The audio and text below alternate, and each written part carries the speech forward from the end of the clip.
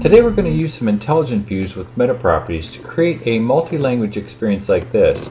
As I click on a language, the labels change and we can go through. It doesn't matter what the view is doing, we're just changing the meta properties on the labels. So let's start with a blank document to see how we can set this up.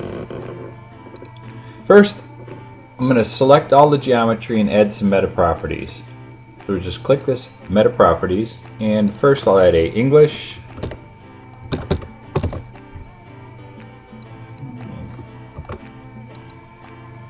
and add that to the selection, and I'm going to add a French, add that to the selection, German, and add that to the selection, and finally Japanese. And we'll add that to the selection. So now we can see if I select on an object, we've got some new meta properties: English, French, German, Japanese. So I'm going to use a Excel sheet. Progressive shock shield end is the English.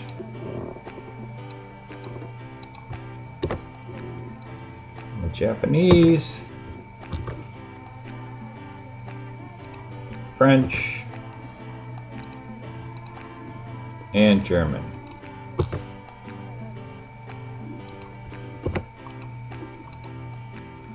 Now if we click on it, we see we have the properties for each language. We can go through all the objects and add the metas to those. And again, this can be done automatically through some PLM systems, but I'm just going to go to this file and open up the language metas that are already done. So now we can see each of the objects has the meta properties already in there, and we can add some labels. And we'll just do the shock end, maybe the receiver, and we can do this Kelly trans controller, maybe this left shock mount. I'm going to select the labels, but I don't want to select the geometry. So here's a little tip: if I select and turn off geometry, I can go ahead and grab those labels like that, and it doesn't select any geometry. Now I can make some intelligent views that are linked. So right now, if we look at this, the actor tooltip, if I change this to a meta property, you'll see it change, German, Japanese, and that's what we want. So I'll just put this back to English, and then I'll create some views, some intelligent views in the views workshop. So I'm just going to make sure this is set on selection, and the meta property is English, so we can go ahead and create that view. I'll call that English. And then we'll change this to French, create another one, German, create another one, and Japanese, create one more. So let's rename these here too. We'll do this to French. That's Japanese.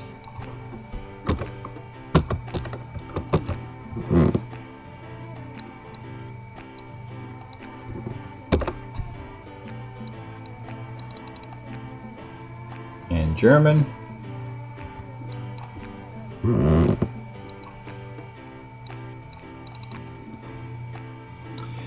And now all we have to do is add a few buttons so that we can link the intelligent view to the buttons. And we could do this with text or images of panels, flags.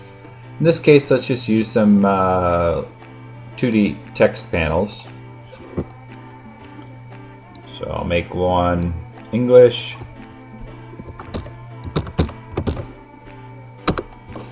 Yeah, let's make that a little bigger. Now I can just copy and paste that, and we'll change it to French.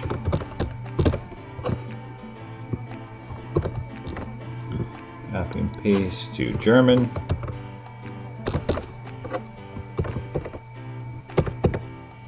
And lastly, we'll do Japanese. Now I'll just use my little magnet tool to draw a line in here. And we'll add these labels, French, German, Japanese. And lastly, we can just use our control key and drag down the labels on top of the correct button.